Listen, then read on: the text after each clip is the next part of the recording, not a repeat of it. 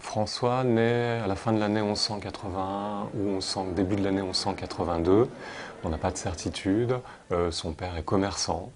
C'est un riche marchand. Voilà, le milieu dans lequel grandit François d'Assise, c'est un milieu aisé, de fils de riches, hein, de fils à papa, entre guillemets, qui dépensent l'argent des parents, qui font des fêtes. François combat du côté d'Assise.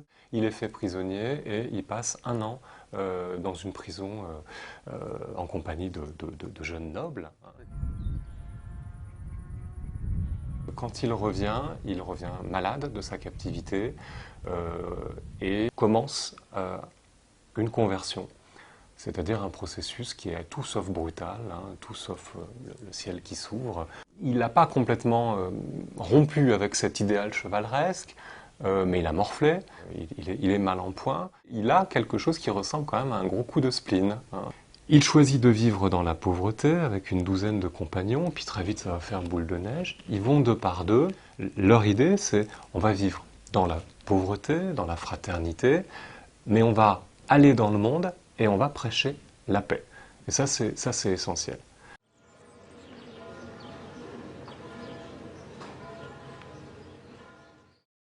La conversion de François, elle est progressive et elle est extrême.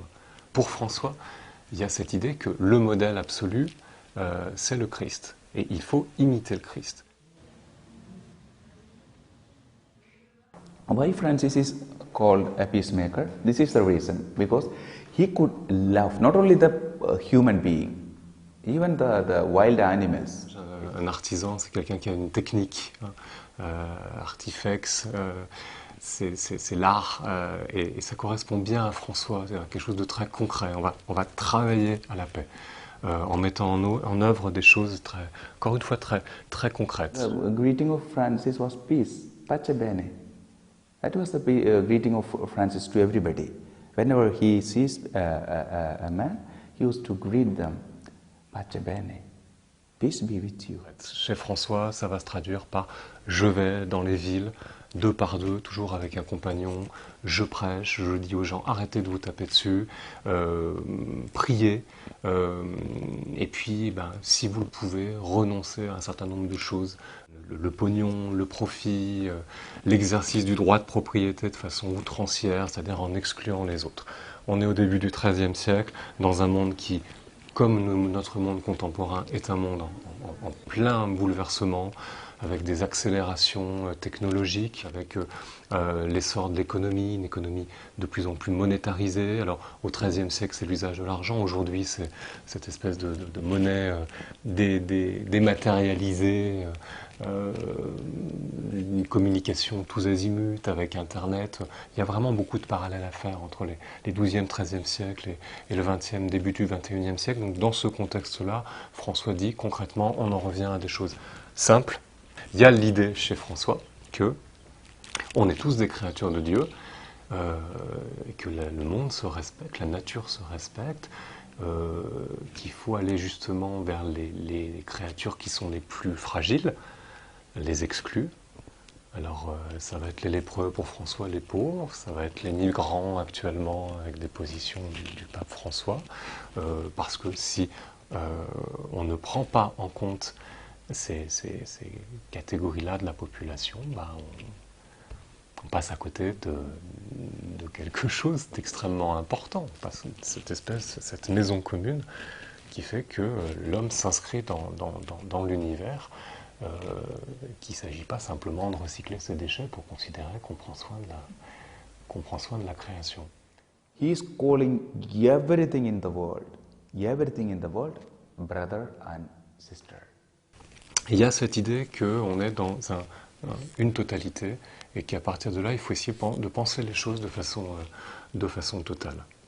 Et le pape le dit bien dans l'encyclique, Saint François est une icône, il la met au centre de ce document pour dire que c'est un personnage imitable. Il dit, vous pouvez faire comme lui, parce que lui, il est un converti. Il dit, il vient d'une situation de péché, et s'est rendu compte et s'est converti. Alors c'est quelque chose que tout le monde peut faire.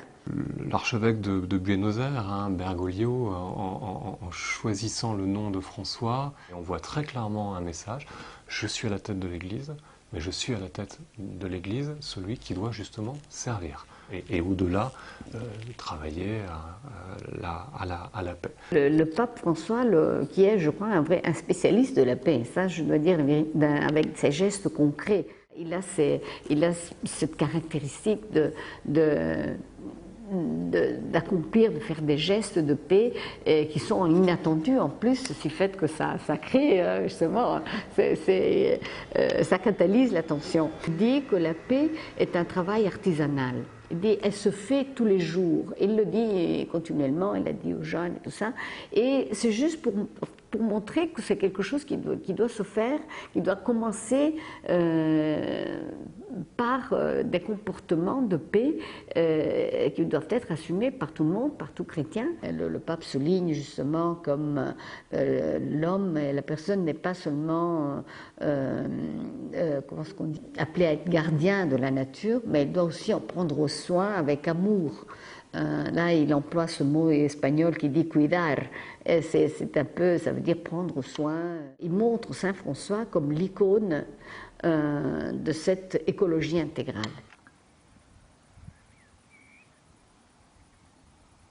Voilà un homme qui devient un modèle aujourd'hui pour une société qui pourtant, à bien des égards, est une société qui repose sur certains piliers que François a détestés, a rejetés.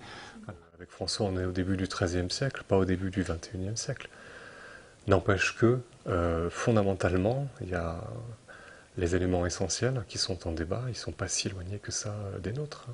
Il faut vraiment créer des liens d'amitié fraternelle, parce que c'est ça qui aide vraiment dans une vision différente des choses. Because of the noisy nature of the society, we forget to encounter ourselves. Francis was a man who always criticized himself and looked at himself.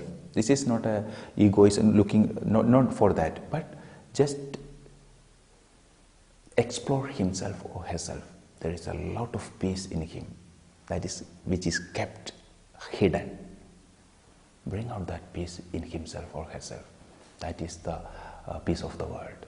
That's only we can do. We cannot renew the world, but we can renew ourselves. See, the greeting of Francis was peace, pace bene. That was the greeting of Francis to everybody.